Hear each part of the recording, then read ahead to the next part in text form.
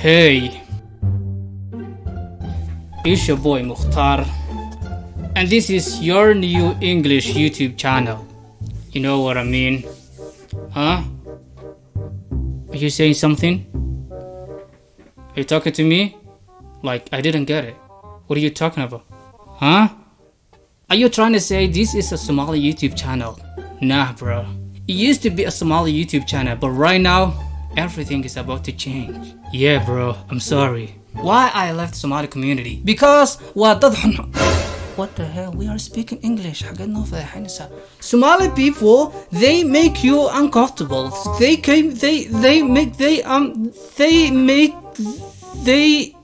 make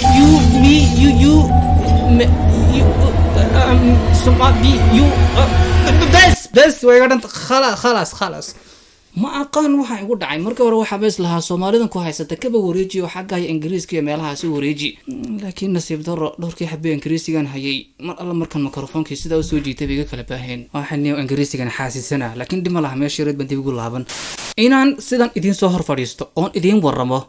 oon isha idinka soo eego maxaad iigu diidaysaan waan ogahay in badan oo commentiyadiina waan akhriyay dadka commentiyada wax ku soo qoray badankoodu way fahmayaan waan isfahminaa ma sha Allah kuwaas waa kuwa ila bir hore ka soo xidhnaan si fiican isku fahnay laakiin waxa jira kuwa kale oo ma aqaan weerar igu soo qaaday waxa ay leeyihiin sidii hore ku noqo oo wajigan gidigiisaba naga qari why sabab maxay tahay sababtu qaar waxay taagan yihiin muuqaalkaaga markaan aragno waanu ka saasaynaaba sas ayuu ku qaadaynaa oo indhahaagaasi waxa uu eegyahay burcad waxa uu eegyahay cadow waxa uu eegyahay cabsi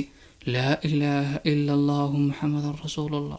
ma indhaan sidan u nuuraya ay ka muuqato farxad ay ka muuqato naxariis ee markaa sidaas ku soo fiiriyo kalgacaylka aad dareemaysid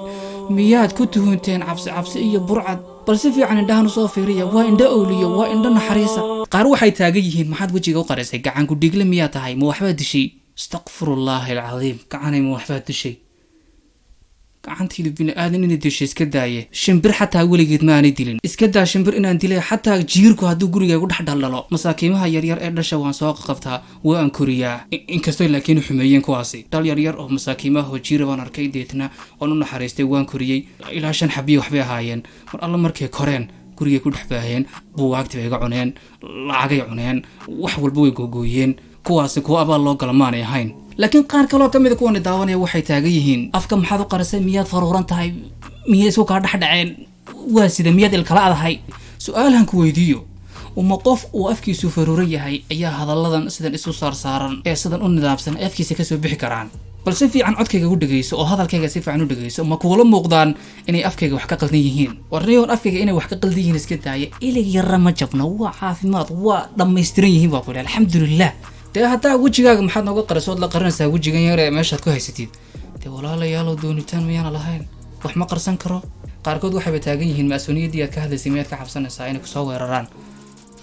aniga haday mas'uuliyad ay disho iyo haddaan ku dhinto feerka Conor McGregor iyo haddaan dar ilaahay u dhintaba waa isugu ka mid kullayba dhimashada waa hal midun adduunyada oo dhan hadii soo ka tagaan si ay naftayda dhaafiyaan dhima maayo ilaa waqtigu ilaahay qoray mooyaane saacadaydu waa mid qoran kadib dhic maayo kana hormari maayo midaasi waa mid la hubo oo kullayba hadii la idilo iyo hadii aan si kala dhintaba dhimasho way sugaysaa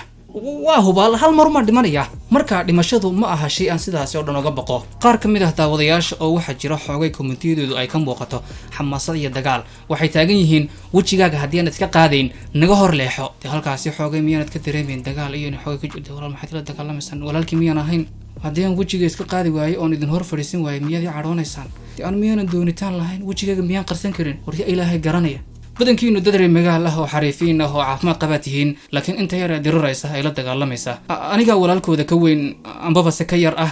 waana ku qaadanayaa adigu channelkan bar horta 400 kun haynu buuxino si uun bay noqonaysaa amba waxay noqonaysaa inaan wajigaas ka wada qaadon idin soo hor fadhiisto inkastay taasi aad u adag tahay macquul sanaanta arrintaasi waa iska aadkaanaysaa fikirkayga waan bedeli karaa dibnaadan baan ahay laakiin laba waan ku hubaa amba inaan sidan idin ku soo hor fadhiisto sidan oo engeganna ma aha waan suukin dhex wadaya muuqaalada yacni dhacdo markaan ka hadlaya waan suukin dhex taraya dhacdadaasi waxyaabay ka khoseeya muuqaal ha noqoto sawir ha noqoto yacni waan soo qaadanayaa kaliya intaan loo baahnayn inaan sawir soo qaato ayaan sidan idin ku soo hor fadhiisanaya rajaynayaa haddii laakiin sidani ay serious idinka tahay ay naad rabin inaad soo hor fadhiisto indhahaygaasi aad necabtihiin balse codkayga aad jeceshihiin waa caadi waxaad ii muujisaanuun inaad codkayga oo kaliya jeceshihiin waan idinka hor leexanayaa laakiin sidan waxaan la hortegi doonaa kuwa kale carabta markaa janalkayga kale carabiga ayaa sidan kusoo fadhiisan doonaa haddii aad idinka igu naxdeen sidan ma garateen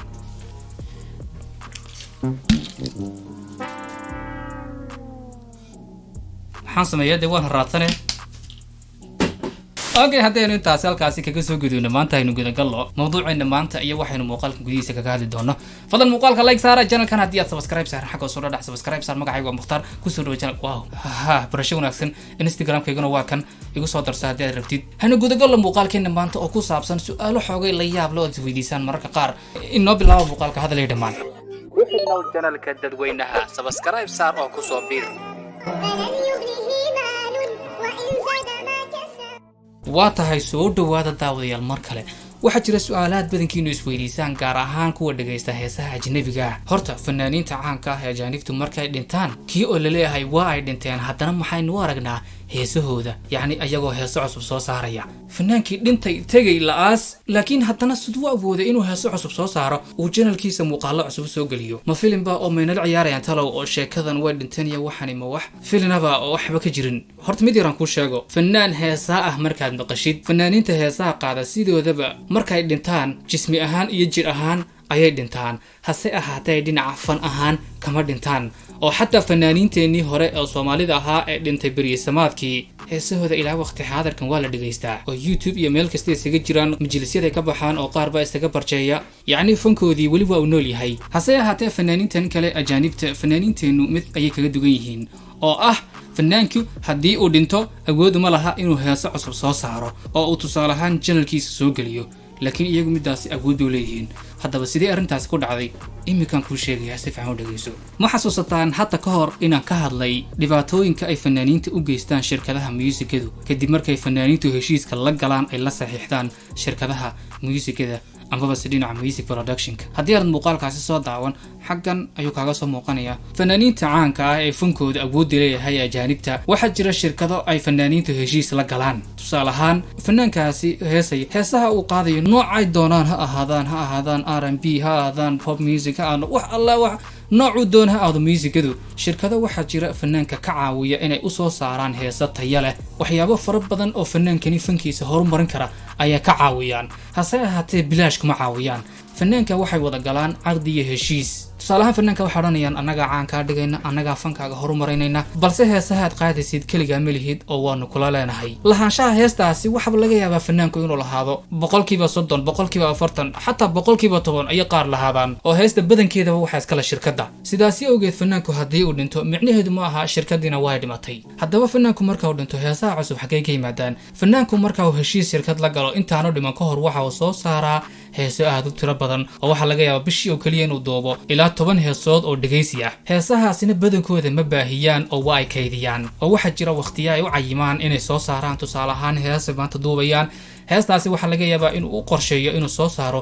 8 bilood kadib ambaba sanad kadib waxaa sidoo kale laga yaabaa inuu duubo heeso aad u tiro badan uu is yidhaahdo uma qalmaan heesaan inaad baahisid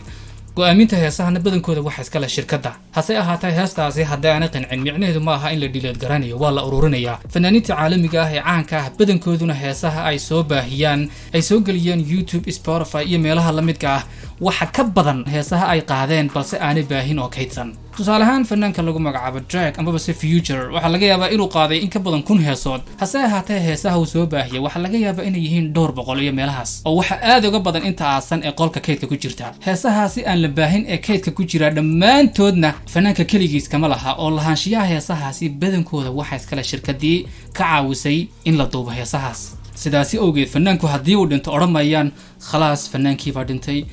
ilaahay ha u naxariisto qofku haddii dhintana khalaas waxa habboon in fankiisa loo nabadgeliyo sababtoo ah qabriga ayaa lagu cadaabaya oo lagu xisaabtamaya inaguna yaanan cadaabul qabriga u kordhin waxaas iyagu ma qorayaan fanaanku wuu dhintay haddii uu dhintay waxba nagama gelin heesihii way yeelan maha heesihii waynu isticmaalaynaa hase ahaatee fanaanku haba dhintay laakiin dee xaq buu ku lahaa soo maaha oo bersentiyo ayuu ku lahaa heesaan bersentiyadaasi dhaqaalaha ka soo galaya tusaale ahaan 20%, 10% iyo yacni intii gaarsiisaneed xaqa uu ku lahaa waxaa la siinayaa dadkii u dhawaa hooyadii walaalihii iyo qaraabadiisa adigu dadkii u dhawaa ayaa la siinayaa intii uu ku lahaa heesahan balse haddii uu dhinto fanaanku taasi kama dhigayso shirkaddu inay ka tanaasusho. waa tahay waxaa laga yaabaa inaad isweydiinaysid su-aal kaloo aad u la yaab badan. waan garanay heesahani oo duubay dhegaysi ayay ahaayeen, shirkadduna waa ay la soo baxday dhegaysigii waa isticmaashay,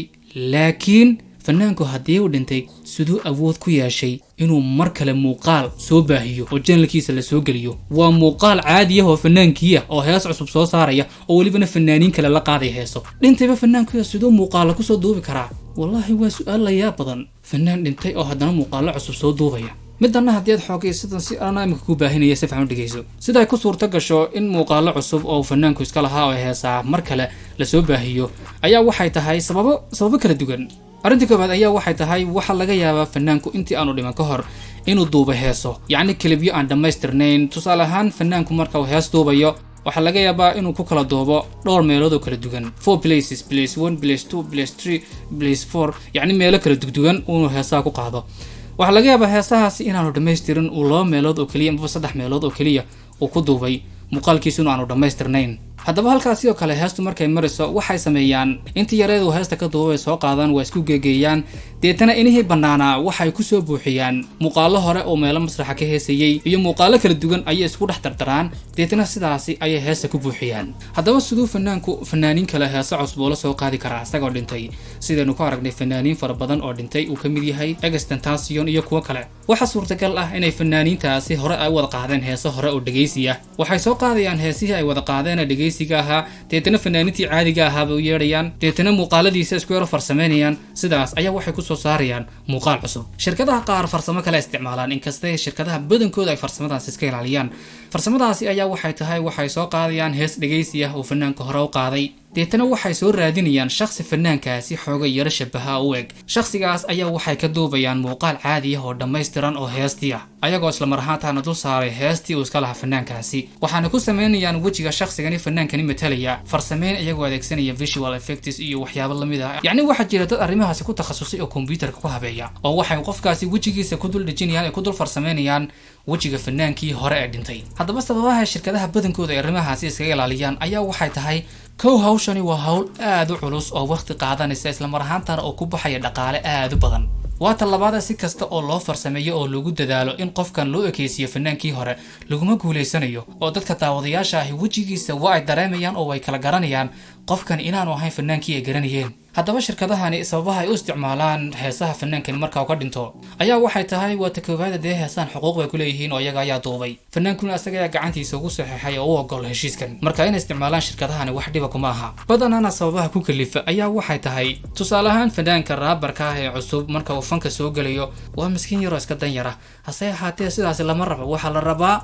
fanaan kala kacsan, shidan, flexing sameynaya, jewelry sidan leh, gawaani qaali ah oo Lamborghini iyo Ferrari iyo wax lamid ah heeso ku duuba oo dhaqaale inteeliga ku kacayaan. badanaana waxyaabahani qaaliga ah oo fanaankani adeegsanayay waa wax deyn ku ah oo amaah ku ah. cidda kharashaadkaasi iyo deyntaasi oo dhanna mas-uulka ka ah waa shirkadda, ayada ayaa bixinaysa, sababtoo ah cidda fanaankan soo saartay ee fanaan ka dhigtayba dee waa iyaga. balse fanaanku haddii uu yahay mid asaga isa soo saaray, dadaalkiisa kusoo baxay, aqoonna u leh farsamooyinkooda, ha noqoto coduubidda, muusig tumidda iyo howlahaasi oo dhan, haddii uu asagu shakhsi ahaan isa saaro ambabase uu muusikada meelo kale kasoo iibsado, marka uu heesa duubayana heesahaasi uu la tago shirkado muuqaala duuba, isla mar ahaantaana uu markaasi lacagta gacanta ka saaro, shakhsigaasi dee waxau ahaa marka horeba shakhsi awoodiisa ku socday. haddii uu geeriyoodana dee shakhsigaasi sidaasi ayuu ku geeriyooday, janalkiisana kuma arkaysid muuqaalo la soo gelinayo, sababtoo ah ma jiraan shirkadihii hoos yaaci lahaa ee sheegan lahaa xuquuqda heesahan iyo waxyaaba la midka ah. haddana dhammaan muuqaalkeena maanta halkaasi ayuu ku egyahay. waxaan filayaa su-aalo xoogay iska yara faduulaya isweydiinayseen